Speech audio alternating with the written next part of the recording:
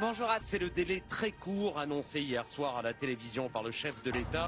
J'ai décidé de donner un horizon court parce que j'étais... On s'est dit qu'on n'y arriverait jamais. C'est vraiment sportif. Il a fallu cet incendie qui a fait craindre d'être définitivement privé de ce monument pour mesurer l'attachement qu'on avait pour lui. C'est pour ça qu'il vous faut des personnes hors normes pour faire ça. Voilà. Toujours la même histoire, il faut mettre les gens ensemble, les faire travailler ensemble et les diriger vers un objectif commun. Elle est capable, l'humanité, lorsqu'elle a décidé de faire du beau. L'amoureux du patrimoine, c'est avant tout une œuvre qui est essentielle à transmettre aux générations futures, parce que ça fait partie de notre histoire commune. Une logique de transmission du savoir qui est assez incroyable. Et d'ailleurs, ce chantier, c'est le chantier de la transmission par excellence.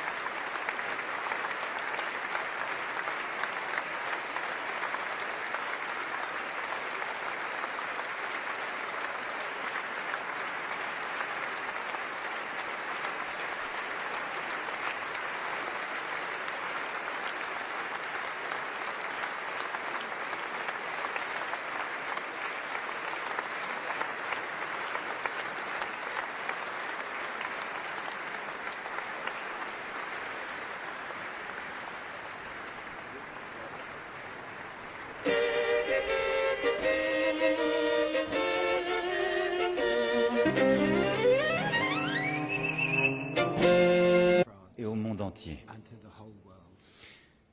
Oui, ce soir, les cloches de Notre-Dame sonnent à nouveau.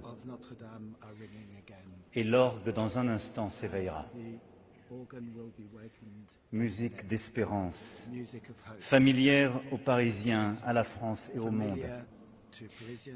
Les cloches de Notre-Dame sonnent à nouveau, qui ont scandé les heures du jour et celles de l'histoire.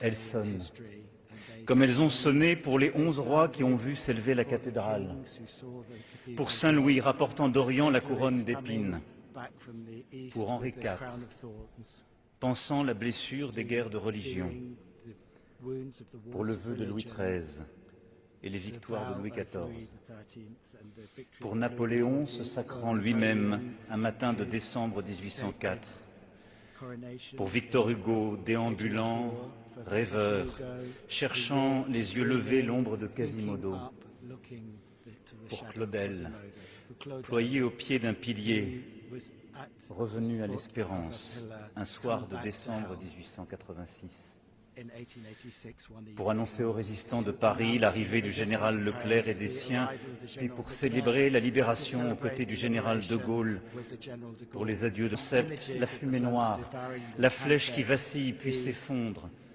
dans un fracas d'ossements, et ces heures de combat face au feu, la décision de lui laisser sa part, et ces minutes désespérées où tout pouvait partir. Il s'est trouvé des étudiants descendus de la montagne Sainte-Geneviève pour entonner des chants, des promeneurs à Times Square pour s'arrêter en larmes devant les premières images.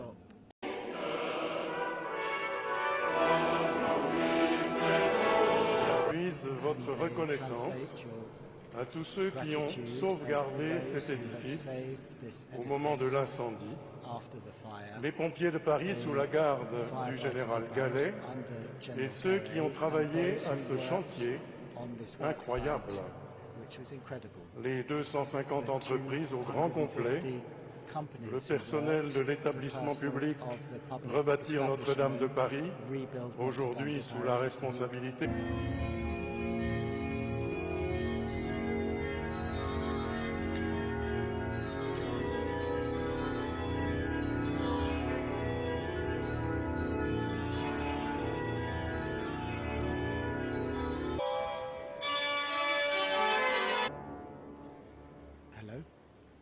Père des chrétiens.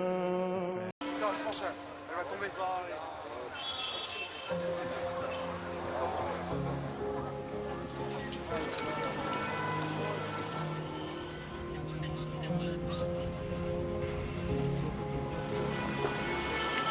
J'ai vu des flammes entre les deux tours, c'était vraiment sidérant. Je pense voilà. Et là, finalement, 3 heures après, c'est un peu la désolation et la tristesse parce qu'on s'aperçoit que ça brûle toujours.